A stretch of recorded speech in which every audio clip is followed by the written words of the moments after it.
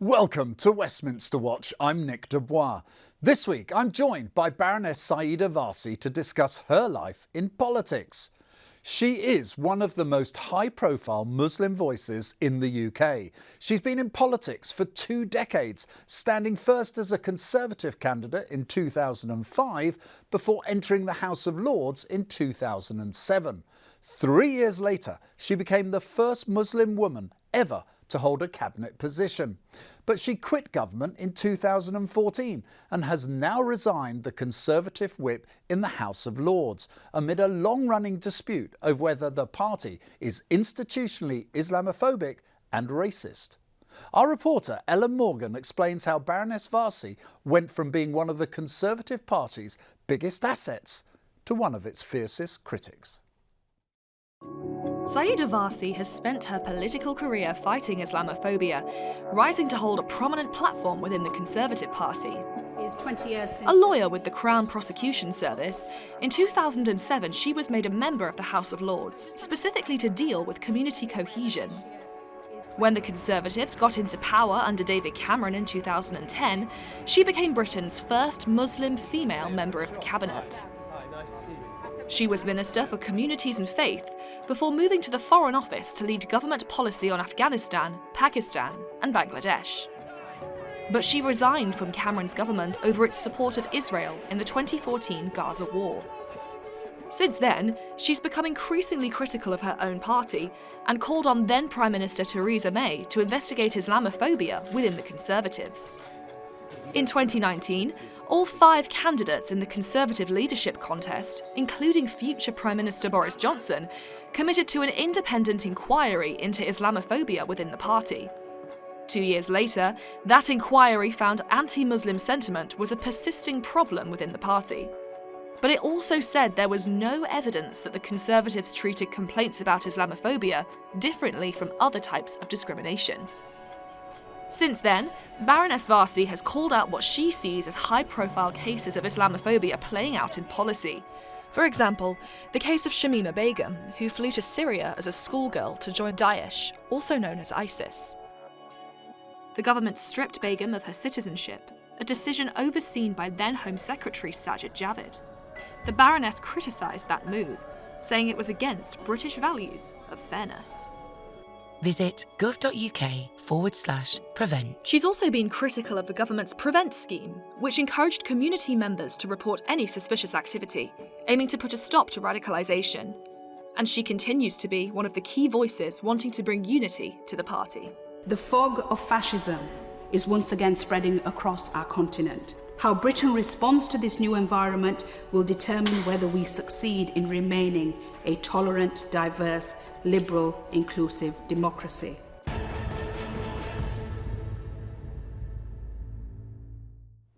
And I'm now joined here in the studio by Baroness Warsi. Welcome to Westminster Watch. So, look, in 2005 you stood as a candidate for the Conservative Party in the general election. So let me begin your journey. Why politics and why the Conservative Party for you? I think I've always been political, so going right back to my student days when I was Vice President of the Students' Union. Was your family political? So my dad worked in the mills and was part of the trade union movement, and my mum, for as long as I could remember, voted Margaret Thatcher.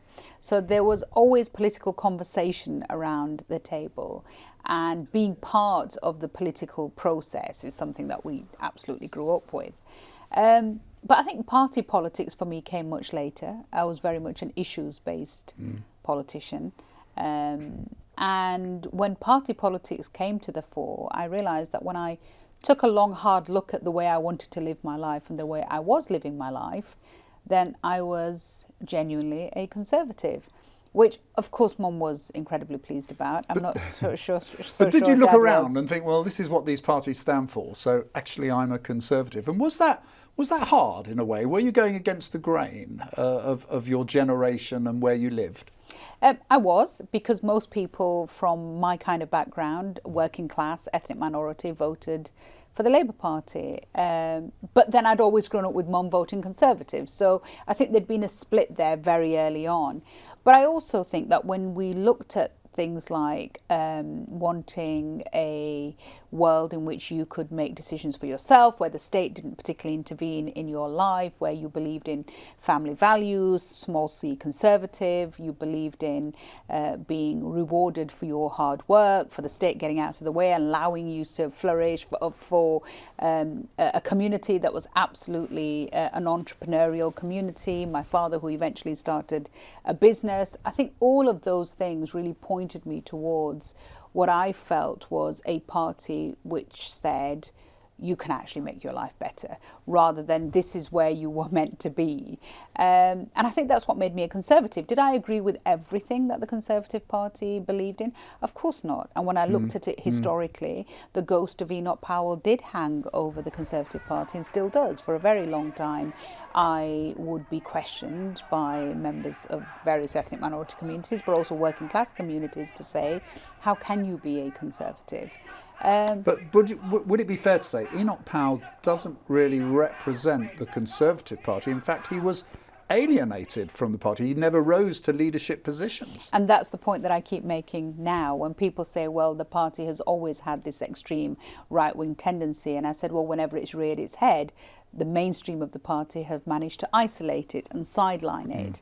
And in many ways, that was the Conservative Party that I served at the forefront of with David Cameron. And he managed to do that. I mean, you know, he made no bones about the fact that he thought, I think his words were something like fruitcake loons and closet racists or something. He was talking about UKIP at the time. He was talking about UKIP at the time. So I think he had a very clear view of what he thought was not the mainstream of the Conservative Party. So if I may, you then went into the party, and in 2007 you were elevated to the House of Lords, and you went on to some pretty significant posts in the party. We'll come to those if I may, but you've also just published your book, Muslims Don't Matter, which is a recommended read, and I would say this with a full compliment, an easy read to digest, but goodness me, you start very powerfully and basically say, you are done with apologising. It read to me like there's an angry person writing this. So tell me, is that accurate? Were you angry, and why? I wrote the book earlier this year. I wrote it in 12 weeks. I think being angry allowed me to write it in 12 weeks. I think underneath the anger was also fear. And alongside that fear was heartbreak. And can you tell me why and what about? Because I found myself in 2024 looking at the rhetoric in the mainstream of politics, particularly in the Conservative Party, at the way in which I found that the community that I was born and raised in, the British Muslim community, was being demonised and stigmatised and stereotyped, that the way in which headline after headline, even when they're found to be not accurate and they are subsequently corrected, it doesn't stop them, certain aspects of the media, from pumping out what is very clearly anti-Muslim, anti-British Muslim rhetoric. I think there is a clear sense that there are certain communities which are being held in a way where they are disengaged from policy making. And this started right back in the Blair years, the policy of disengagement, where larger and larger members of the British Muslim community, mainstream community organisations, are disengaged from the political process. And it just felt like that for a long time, efforts were made to try and explain or justify or caveat or condemn or whatever those kind of ways were. And that's what you were done apologising for, yes, wasn't it? So it was a way of saying, let's try and be as acceptable and as palatable to these policymakers who, by the way, have an agenda not to make life easy for British Muslims. And we, at that point, I think earlier this year, I just thought it doesn't matter. It doesn't matter how hard you try. It doesn't matter how hard you have served this country. And I talk about my own personal experience, a grandfather, paternal and maternal grandfathers who served in the British Indian Army, a great uncle who was taken prisoner of war, a father who worked in the mill towns in Yorkshire to rebuild this country, as somebody who had served her country at the top table in cabinet. And as a child now back in, I have a child now back in uniform in our armed forces serving this country. And it just felt that even 5 generations later, nearly 70 years later, however much we served and protected and defended and built and, you know, did what we did for this country, we were still being told by a certain section of the media and politics and the think tank world, you don't belong, you don't matter, you're problematic. But you say then you're at a turning point, effectively. You've said it doesn't work, done apologising, and you've been quoted as saying, you know, you're a one-person fighter now, you're a one-lady fighter against Islamophobia. What does that fight look like? What does it mean? A one-woman, I think I'm being called a one-woman Islamophobia rebuttal unit. What does that fight look like? I don't know what it looks like, but I know it feels exhausting. It feels like what, for me as a lawyer, seemed obvious. You know, present the evidence, present the facts, present the stats. And of course, policymakers will take this on board. But the level of bad faith in policymaking, I think, is what shocked me. That in a way, for somebody who grew up where racism was so much more overt, I mean, this term, insulting term, packy bashing was used, where you would be physically assaulted in the street, that in some ways that was easier to deal with. You knew what you were dealing with. It was immediate, it was ignorant, it was, it was painful.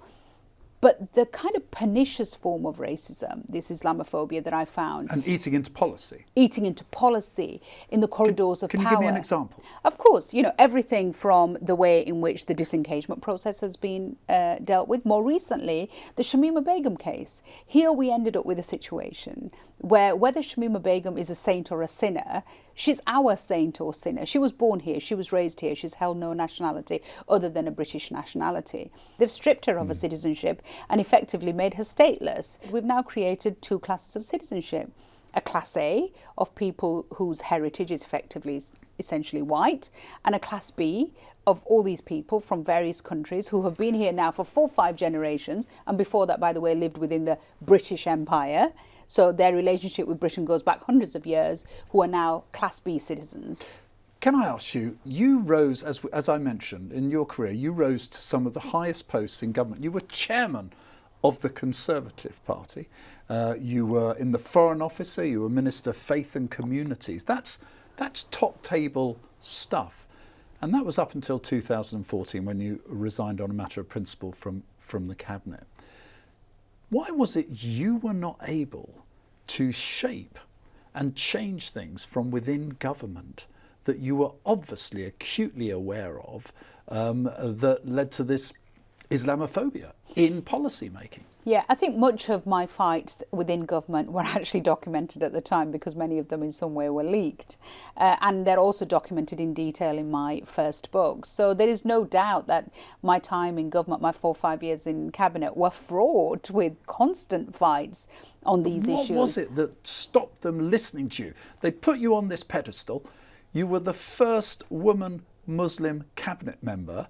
Are you just saying that's it, you were window dressing? Oh no, of course not. I mean, and there was some battles, certainly in the early times, with, I think, the support of the Liberal Democrats, which meant that we did manage to have some early wins. But some of the kind of more pernicious stuff around prevent, for example, putting it on a statutory basis and putting this aspect of our counter-terrorism strategy in the heart of schooling, where effectively we've had thousands of referrals of British Muslim children to this process, which have subsequently turned out to be completely without any basis.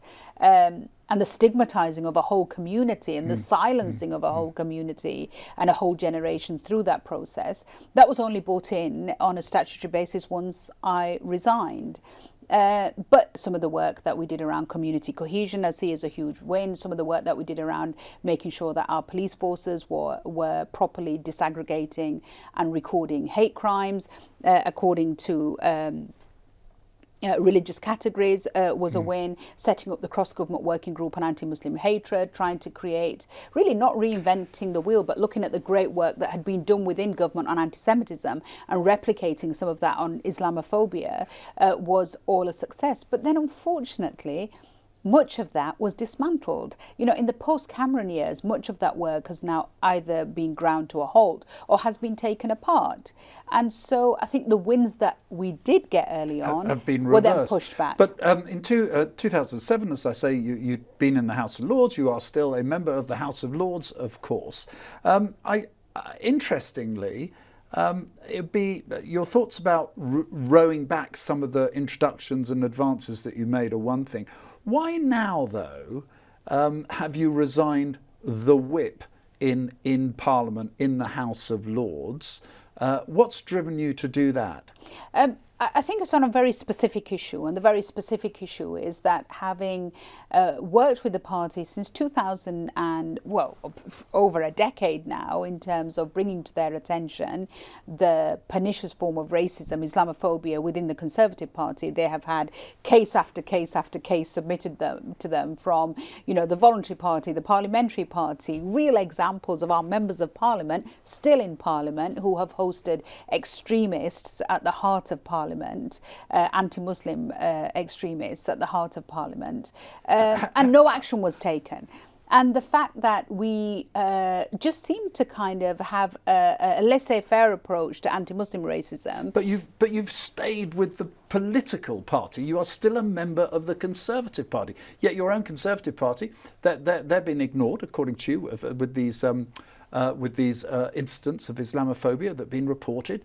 So, the party run from London, the headquarters, the political party, you're still a member of it that's doing nothing about reports that have come from voluntary members. Why are you still a party member? I think this is a big dilemma for me. It's a question I ask myself consistently. Do you stay and fight, or do you just say that I'm done with fighting these guys now? And I think when I look and think back to the time when I sat around the cabinet table, I refuse to accept that what I see in the party right now is what it's become and then what it will always be. There has to be hope that we can take it back to a sensible centre ground. Some would say that by making my life as difficult as the party chooses to do is trying to push me out.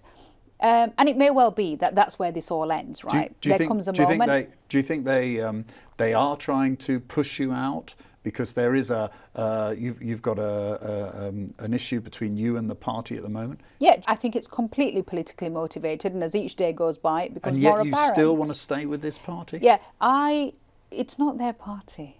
So the people who are choosing to fight these battles, the people who are poisoning the space so that British Muslims feel it increasingly difficult to be within the Conservative Party, it's not their party. The Conservative Party is a broad church, and at different times, different sections of it have been at the helm. And if you choose to accept that those that are at its helm now are effectively the party as it will now be forever, then I think that's a really kind of disheartening approach. Well, that brings me to the obvious question. Do you think the party that you knew is going to be able to return under the leadership of Kemi Badenoch?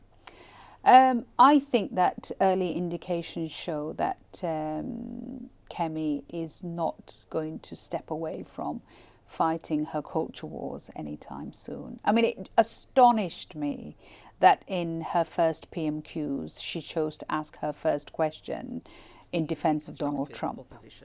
Here is a man who is a misogynist. There is, these are But to be fair, wouldn't it be odd on the day that he won the election with an overwhelming mandate for the leader of the opposition not to ask about Donald Trump? Might have seemed a bit daft.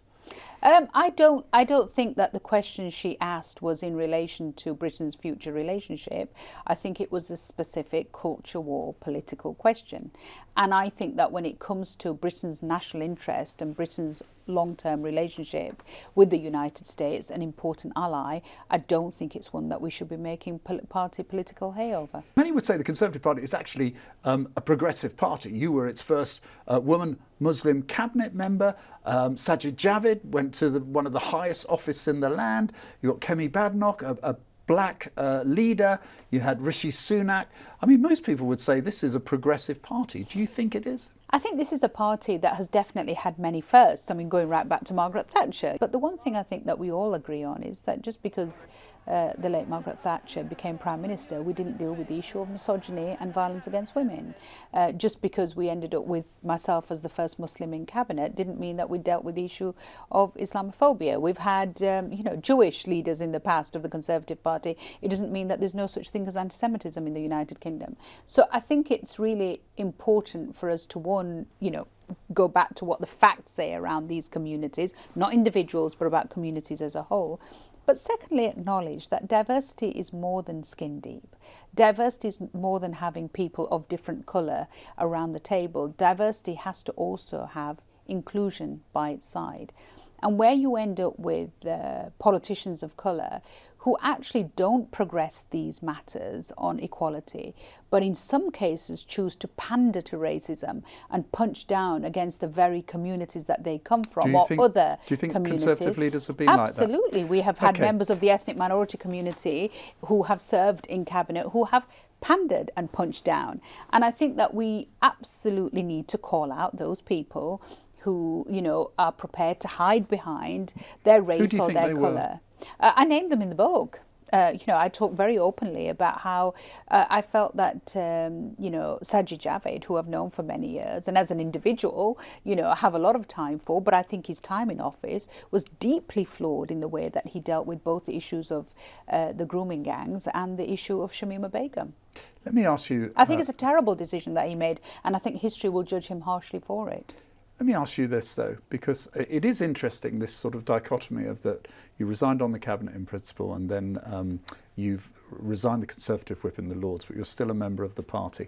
If a young Muslim woman is watching this, perhaps thinking of becoming an MP, would you recommend becoming an MP to her? And would you recommend that she should join the Conservative Party? Yes and yes. And the reason why I say that is because I go back to that Yorkshire stubbornness which says it's not their party.